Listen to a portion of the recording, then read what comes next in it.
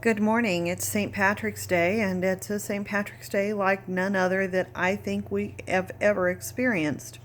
Today's a good day that I'm thinking about St. Patrick, and he's a good inspiration for us in trying times.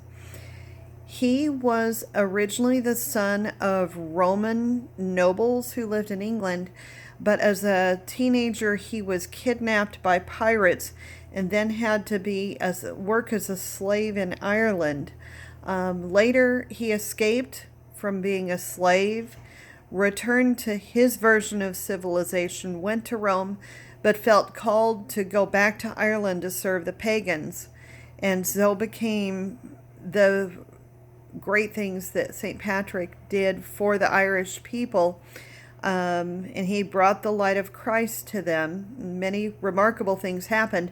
And one of the things that I think is most pertinent today is this was right before the fall of the Roman Empire. He founded monasteries in Ireland that when the Roman Empire did fall and we moved into what are called now the Dark Ages, those monasteries preserved the remnants of civilization, the writings, the teachings, and the thought, and that helped keep those things alive so that when they were rediscovered later or spread later, that's part of how we got to where we are today. It's kind of timely now because I think that right now in difficult times, we need to think about the different parts of civilization. One of the things I like about St. Patrick is he had a wasted youth and he converted. I'm a convert to the Catholic faith. And one of the things I read this morning in my studies was how many great converts then become missionaries with zeal. And he kind of did that. You can see the readings in today's Magnificat, which is free online during the pandemic, the different things about showing mercy. And also, we had King Azariah in Daniel who repented after seeing the witness of Daniel. I wanted to read today, in honor of St. Patrick, the full version of St. Patrick's breastplate, which is actually more complicated than the little prayer that we talk about, but it's especially timely. And I'm encouraging you to listen through it. And at the end, we're going to talk about toilet paper and St. Patrick and poop. I bind to myself today the strong invocation of the Trinity. I believe the Trinity in the universe, the creator of the universe. I bind to myself today the virtue of the incarnation of Christ with his baptism, the virtue of his crucifixion with his burial, the virtue of his resurrection with his ascension, the virtue of his coming on the judgment day.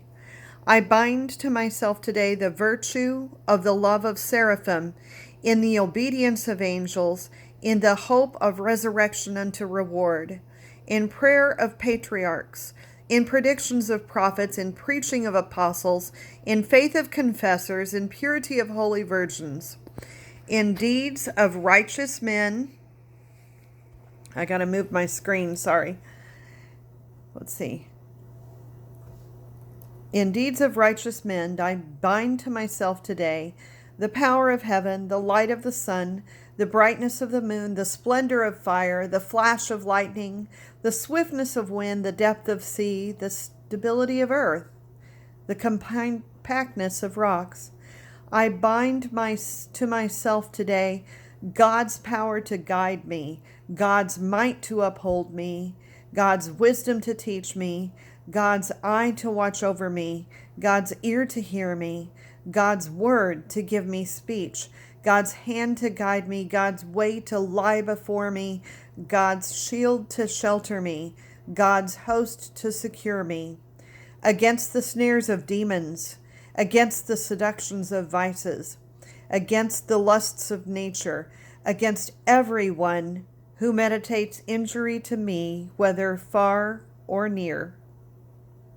Whether few or with many, I invoke today all these virtues against every hostile, merciless power which may assail my body and my soul, against the incantations of false prophets, against the black laws of heathenism, against the false laws of heresy, against the deceits of idolatry, against the spells of smiths and wizards, against every knowledge that binds the soul of man. Christ, protect me today against every poison, against burning, against drowning, against death wound, that I may receive abundant reward. Christ with me, Christ before me, Christ behind me, Christ within me, Christ beneath me, Christ above me. Christ at my right, Christ at my left, Christ in the fort, Christ in the chariot seat, Christ in the poop deck, Christ in the heart of everyone who thinks of me, Christ in the mouth of everyone who speaks to me, Christ in every eye that sees me, Christ in every ear that hears me. I bind to myself today the strong virtue of an invocation of the Trinity. I believe in the Trinity, in the unity, the creator of the universe. There are different versions of this, but I wanted to read this one because it talked about the poop deck, and it's like, what on earth is he talking about here? The word poop comes from a French word and then a Latin one. On ships of what we have now, there's a couple things, and I'll start with the more recent and move back. There, on ships that had sails, if there was a captain's quarters, it was at the back of the ship. And one of the reasons for this is because the wind would blow behind the ship to fill the sail, so the officers would not smell where the sailors would have pooped and gone to the bathroom, which was on the front of the ship.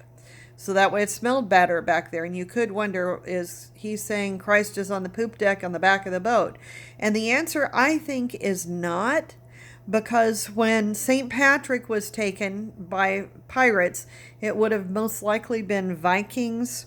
And the Viking ships had rowboats. And on a Viking rowboat, they would have gone to the bathroom on the back of the boat, which we now call the poop deck. So I think what St. Patrick is saying, no matter where we are, Christ is present. And right now, I think this pandemic is kind of our poop deck. He's still here. We just have to look for him. And just keep the main thing with that is just encouragement that wherever we are, whatever we do, we can make it through this, and all we need to do is keep the faith, keep our heads, and carry on. I hope you got some toilet paper. Thank you.